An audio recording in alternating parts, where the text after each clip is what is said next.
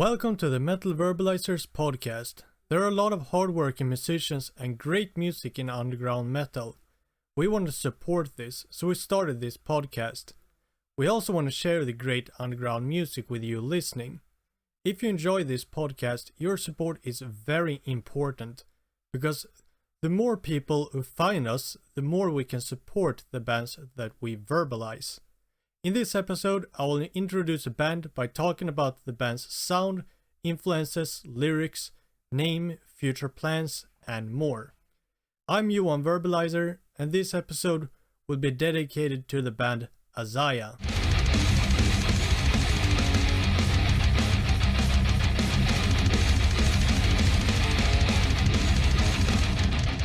Azzaya is a black metal band from Portugal and was started in 2021.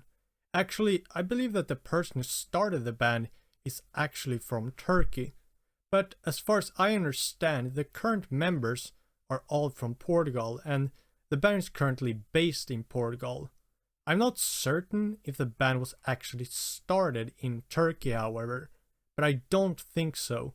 Metal Archives seems to also believe that the band was started in Portugal. The first members of the band actually got in contact through the Mayhem guitarist Telok's Discord server.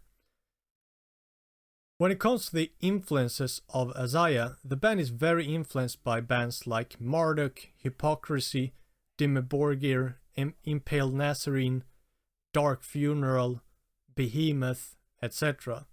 But Azzaya also goes far outside of black metal in terms of influences, going as far as bands like Laibach and Dead Can Dance, etc. Other than music, Azzaya is also very influenced by movies, because they feel that they help the band to capture a certain mood and feel that they want the music to express. Some of the movies given as examples are the movies Mother, Midsommar, Hereditary, and Lars von Trier's Antichrist.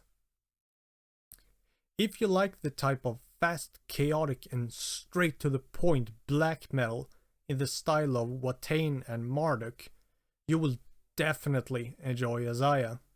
Azzaya reminds me of Watain in more than one way. The Azzaya song Chaos Reigns reminds me a lot of the Watain song Ecstasies in Night Infinite.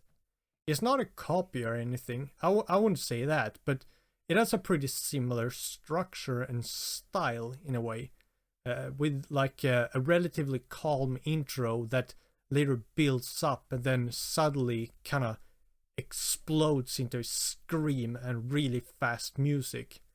If you like songs such as Ecstasies in Night Infinite, I would definitely recommend Azzaya and songs like Chaos Reigns.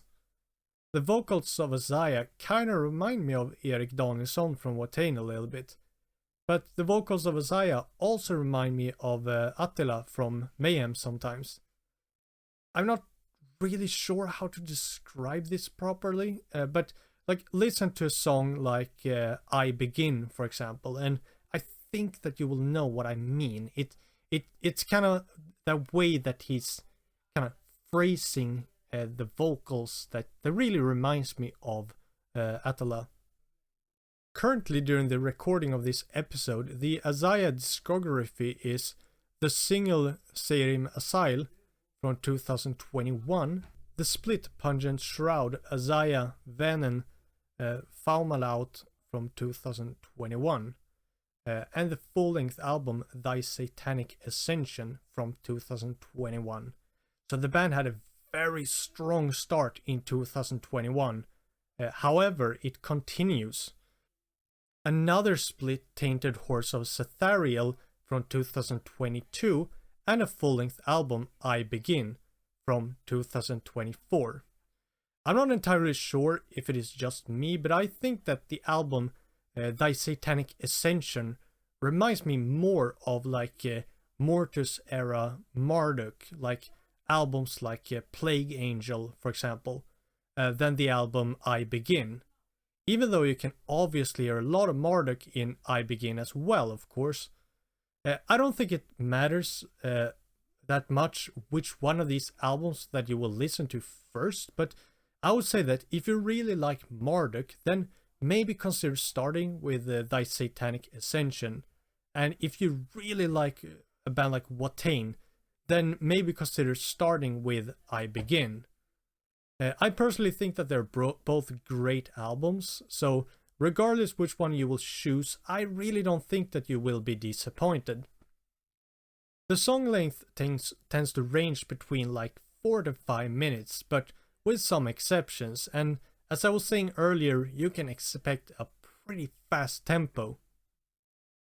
The logo of Azzaya and its many sharp edges and fire is meant to symbolize the band playing very vile, fast music, while also creating a dark atmosphere of the occult. During live shows, the band are using a lot of items such as bones, incense, and candles. And the main symbol of the band is the Golahab, taken from the Liber Aserate. It represents the will to power, spiritual awakening, the release of bound in the wild, and the deification of the spirit. Azzaya also shows like 3 colors to kind of represent the band. Red for aggressiveness, black for the occult, and gold for divinity. The lyrics of Azzaya surprisingly revolve around Satan. Okay, there's a little bit more to it. The lyrics of Azzaya are also dealing with religion in today's society and trying to discuss what it all means in this context. Like Azzaya explained it, organized religion constantly updates its interpretations of its canons in order to remain relevant and appealing, but as the world we live on continues to get more and more insane, God itself would also need either to be more and more insane or to have just abandoned us. That is a very compelling thought exercise. Humans from the beginning of time have always needed and created gods, so it furthermore feeds that dichotomy of humanity reflects God and God reflects humanity. The origin of the name Azzaya comes from the Quran. It includes a story of 3 angels, Azazel, Azza, and Azzaya. I believe the short story is that the 3 angels mocked humans for their failures and behavior, so the 3 angels were challenged to become humans and do better. Azza and Azzaya failed the challenge and were therefore forbidden from returning to heaven. When it comes to the future of Azzaya, the band seems to consider playing live as their main priority right now, as a way to spread the band's name the old school way, so to speak. For example, Azzaya has played at Laurus Nobilis, which is a Portuguese metal festival, together with other bands like Moonspell, Vader, and Septic Flesh, etc. Azzaya is also hard at work with an EP that will be released this year in 2024. They've actually already played some of these songs live. So if you want to hear these songs before this one is released, then you will have to go to one of their shows, which of course I would strongly encourage you to do anyway, regardless of course. Because I think that based on the description that was given to me from the band about their live shows that I mentioned earlier, I think that it sounds like a pretty good time. I think that a Azzaya show could definitely be a great experience. So if you get the opportunity to experience that, I would definitely take it. I think that it would be fitting to end this episode with a quote from Azzaya.